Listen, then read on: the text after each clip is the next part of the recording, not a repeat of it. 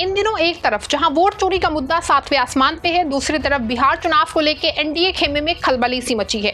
क्योंकि वोट चोरी का मुद्दा जिस तरह से राहुल तेजस्वी ने उठाते हुए बिहार में वोटर अधिकार यात्रा निकाली, इससे एक बात तो तय है कि बिहार में एनडीए की सियासी नींव हिल चुकी है। चुनावी तारीखों का ऐलान भले ही ना हुआ हो, लेकिन राजनीतिक गलियारों में प्रचार प्रसार जोरों पे है। वोटर अधिकार यात्रा के बाद एक तरफ जहां इंडिया गठबंधन की तरफ से लगभग हर समुदाय के नेताओं ने आकर के वोटरों पे जादू चलाया है और भाजपा और चुनाव आयोग की मिली भगत का जनता के सामने पर्दाफाश हुआ है, दूसरी तरफ बिहार चुनाव से जुड़ी एक ऐसी खबर आई है जिससे एनडीए खेमे में खलबली मची है। जी हां, सही सुना आपने। दरअसल हम बात कर रहे हैं बिहार विधानसभा चुनाव को लेकर ओवैसी की पार्टी एआईएमआईएम से जुड़ी खबर की। बता दें आपको, ओवैसी की पार्टी की तरफ से एक बार फिर से लालू की पार्टी आरजेडी को पत्र लिखा गया है कि वो गठबंधन के लिए तैयार है। हालांकि इसको लेकर अभी आरजेडी या इंडिया गठबंधन की तरफ से कोई भी प्रतिक्रिया सामने नहीं आई है, लेकिन एक खबर जैसे ही सामने आई है, सियासी गलियारों में हलचल बढ़ सी गई है।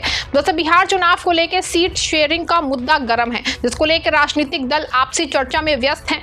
तो वहीं दूसरी तरफ महागठबंधन के सहयोगी दलों अजदुद्दीन ओवैसी के शामिल होने की चर्चाएं भी शुरू हो गई हैं। ओवैसी की पार्टी की तरफ से लालू यादव और तेजस्वी यादव को लेटर भेजे गए हैं।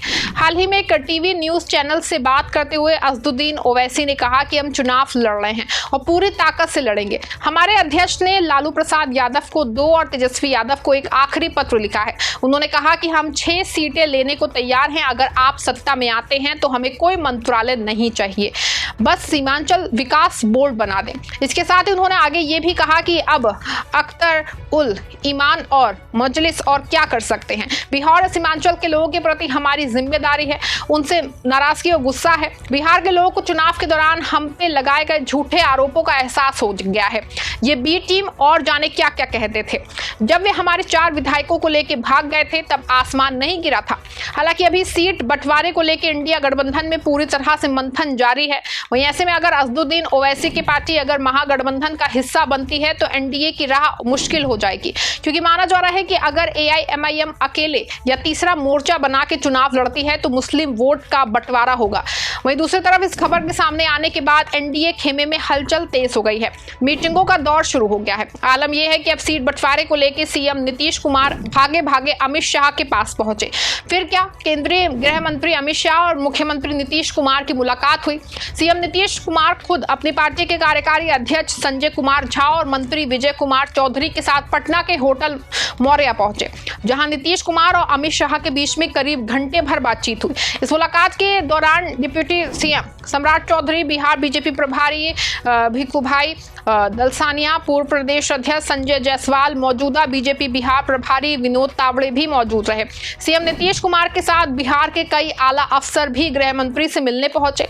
सामने आई खबरों के मुताबिक गृह मंत्री अमित शाह के साथ बातचीत के दौरान बिहार चुनाव में एनडीए के सीट शेयरिंग से लेकर अन्य कई मुद्दों पर बातचीत हुई। कहा जा रहा है कि दोनों नेताओं के बीच में एनडीए के अन्य घटक दल, खास के चिराग पासवान और जीतनराम मांझी की ओर से मांगी जा रही विधानसभा सीटों को लेकर लंबी वार्ता चली।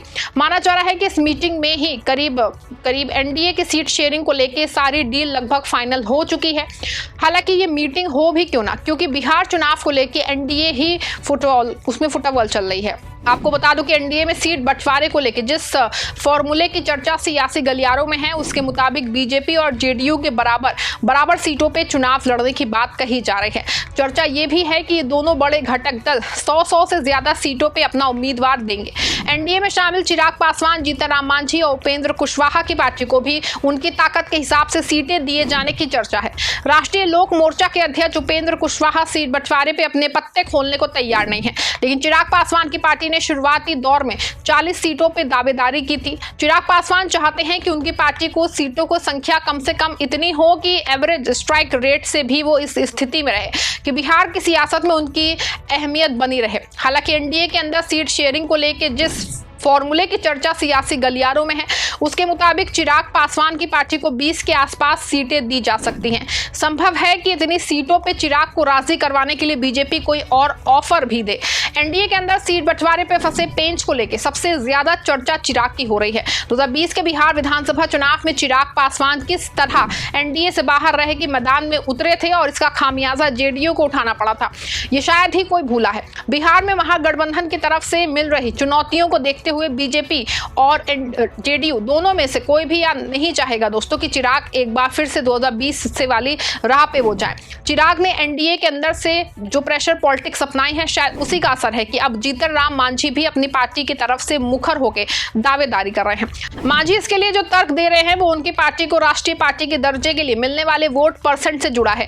जीतन राम मांझी ने ऐलान कर दिया है कि अगर उम्मीद के मुताबिक के सीटों की संख्या नहीं हुई तो उनकी पार्टी बिहार चुनाव में कम से कम 100 सीटों पे उम्मीदवार देगी। लेकिन इन सबके बीच में सबसे ज्यादा गौर करने वाली बात है कि चिराग पासवान हो या जीतन राम मांझी, इन दोनों के बयानों पे फिलहाल जेडीयू और बीजेपी ने चुप्पी साध रखी है। एनडीए के दोनों बड़े घटक दलों के नेता यही कह रहे हैं कि सीट बंटवारे को लेकर हमारे गठबंधन में कोई रार नहीं है और फैसला बड़ी आसानी से हो जाएगा। जाहिर है कि एनडीए में सीट बंटवारे को लेकर भले ही बैठकों का दौर खुले तौर पे नहीं हो रहा है, लेकिन अंदर खाने में घटक दलों के दावे और उन्हें फॉर्मूले पे मनाने को लेकर बातचीत दौर वो जारी है। बीजेपी की कोशिश ये नजर लाती है कि घटक दलों के साथ साझा बैठक करने की बजाय अलग अलग सहयोगी दलों के नेताओं से बातचीत करके सहमति बनाई जाए। पर्दे के पीछे जब सहमति बन जाए तो फिर सीट बंटवारे के फॉर्मूले के साथ साझा बैठक और फिर साझा ऐलान हो। ये भी चर्चा है कि एनडीए में कई सीटों पे एडजस्टमेंट को लेकर भी पेंच फंसा है। अब ऐसे में जिस तरह से एनडीए में सीट बंटवारे को लेकर पेंच फंसा है, ऐसे में एक बात तो तय है कि अगर कहीं इंडिया गठबंधन के बीच सीट बंटवारे को लेकर आपसी सुलह बन जाती है तो बिहार में ना सिर्फ इंडिया गठबंधन का कुनबा मजबूत होगा, बल्कि इस बार के चुनाव में बिहार से एनडीए का सफाया भी हो सकता है। वहीं बीते साल की अगर बात की जाए तो साल 2020 में हुए पिछले विधानसभा चुनावों की, तो उस चुनाव में एनडीए ने कुल 243 में से 125 सीटें जीत के सरकार बनाई थी। उस समय भाजपा को गठबंधन में सबसे ज्यादा 74 सीटें मिली थी, जबकि जेडीयू को 43 सीटों पे जीत मिली थी।